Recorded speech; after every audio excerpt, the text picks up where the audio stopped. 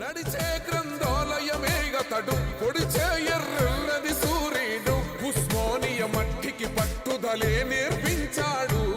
Thank you. Good evening all. First of all final years వెళ్ళిపోతున్నందుకు కొంచెం బాధ కూడా ఉంది, కొంచెం కాదు చాలా బాధ ఉంది. ఎందుకంటే మార్నింగ్ నేను వచ్చే టైంకు నా చుట్టుపక్కల ఇద్దరు ముగ్గురన్న సీనియర్స్ ఉంటుండే. అంటే నా డే స్టార్ట్ అయ్యేదే ఆ ఫైనల్ ఇయర్స్ తోటి.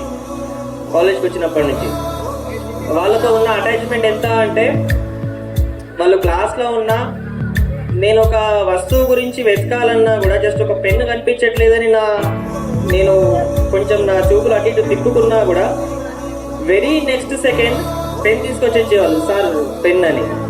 అంటే నేను ఏం చెప్పకపోయినా కూడా సార్కి పెన్ను కావాలని ఆ అటాచ్మెంట్ ఏదైతే ఉందో అది చాలా స్ట్రాంగ్గా బిల్డ్ అయిపోయింది.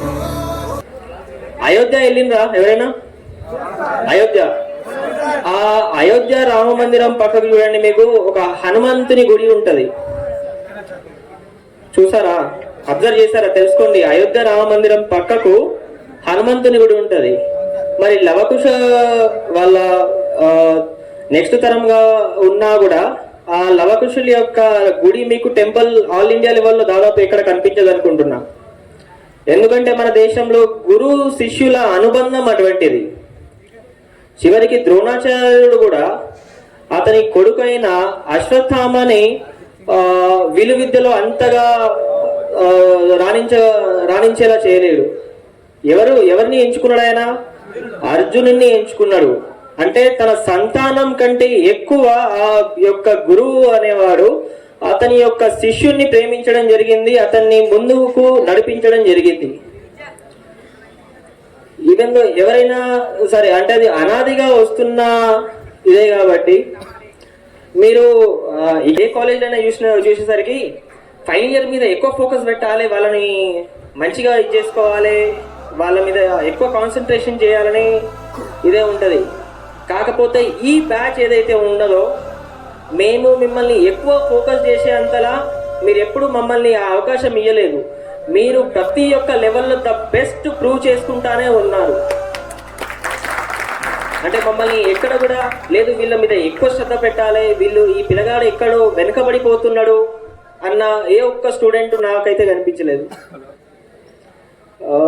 ఇంకో విషయం, వెళ్ళిపోతున్నందుకు బాధగా ఉన్నా కూడా ఒక చిన్న సంతోషం ఏంటిదంటే, ఇక నుంచి రాబోయే 3 సంవత్సరాలు, 2 లేకుంటే 3 సంవత్సరాలలో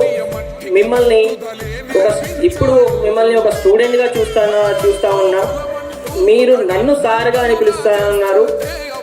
రాబోయే రోజుల్లో నేను మిమ్మల్ని సార్ అనే స్థితిలో ఆ యొక్క స్టేజ్లో మీరు ఉంటారని నేను కోరుకుంటున్నాను. ఎందుకంటే ఇక్కడున్న స్టూడెంట్స్ ఈ ఫైనల్ ఇయర్ చాలా డౌన్ టు ఎర్త్, గ్రౌండ్ లెవెల్లో ఉన్న రియాలిటీకి చాలా దగ్గరలో ఉన్నారు వీళ్ళు. మీకు ఎప్పుడన్నా అంటే ఆల్మోస్ట్ మనమంతా ఒక రూరల్ బ్యాక్గ్రౌండ్ నుంచి వచ్చిన వాళ్ళం, తండాల నుంచి, గుడాల నుంచి, చిన్న చిన్న పల్లెటూర్ల నుంచే వచ్చిన వాళ్ళం మనం.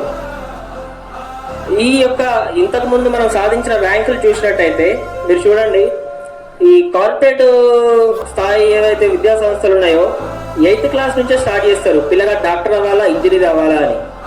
వాళ్ళ అకాడమిక్స్ పక్కన పెట్టి ఆ డాక్టర్కి నీట్ సంబంధించిన ప్రిపరేషను, ఇంజనీరింగ్ అతనికి ఆ యొక్క ప్రిపరేషను 8th క్లాస్ నుంచే వాళ్ళు సబ్జెక్ట్ని ఫీడ్ చేస్తూ ఉన్నారు. కానీ మనకు ఆ పరిస్థితి ఉందా? ఇక్కడ ఉన్న ప్రతి ఒక్క విద్యార్థి వాళ్ళ తల్లిదండ్రులను చూసుకోవాలి, ఫైనాన్షియల్గా వాళ్ళని స్ట్రాంగ్ చేసుకోవాలి, ఎట్ ద సేమ్ టైం ఇక్కడ కాలేజ్ని చూసుకోవాలి, కాలేజ్లో ప్రాపర్ అటెండెన్స్ మెయింటైన్ చేయాలి, సరి అయిన మార్కులు తీసుకురావాలి. ఇవన్నీ బరువు బాధ్యతలు దాటుకొని మరీ ర్యాంక్ కొడతాడు ఇక్కడున్న ప్రతి ఒక్క విద్యార్థి.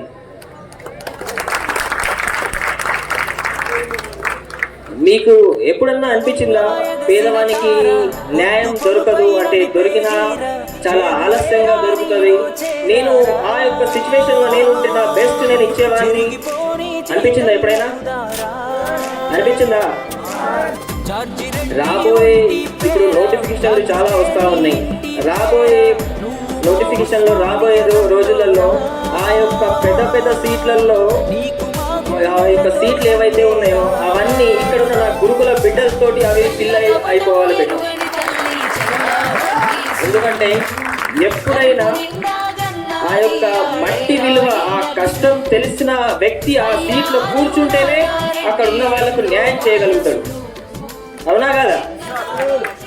మీలో ప్రేయర్లో ఒక స్టూడెంట్ ఒక మాట అన్నది ఇప్పటికీ నాకు గుర్తుంది. మనం వేడిగా ఉంది, హీట్ అవుతుంది, రీసెంట్గా వర్షాలు పడ్డాయి.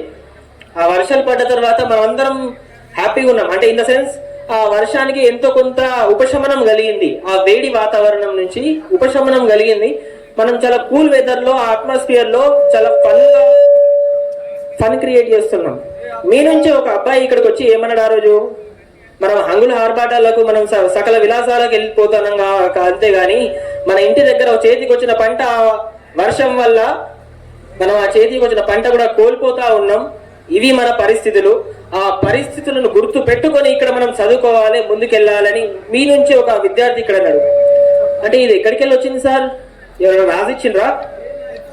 అంటే మీ యొక్క ఆ యొక్క విద్యార్థి ఆ గ్రౌండ్ లెవెల్లో ఉన్న రియాలిటీ తెలుసు కాబట్టి నేను కూడా చెప్పేది అదే.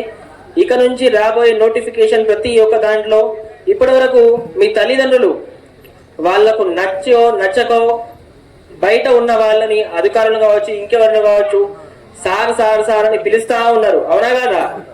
మమ్మల్ని మాకు హెల్ప్ చేయండి, లేకుంటే మాకు చేయండి అని. రేపటికి మీ తల్లిదండ్రులు మిమ్మల్ని నలుగురు సార్ అనే స్థాయిలో మీరు ఎదగాలి బిడ్డ. ఆ స్థాయి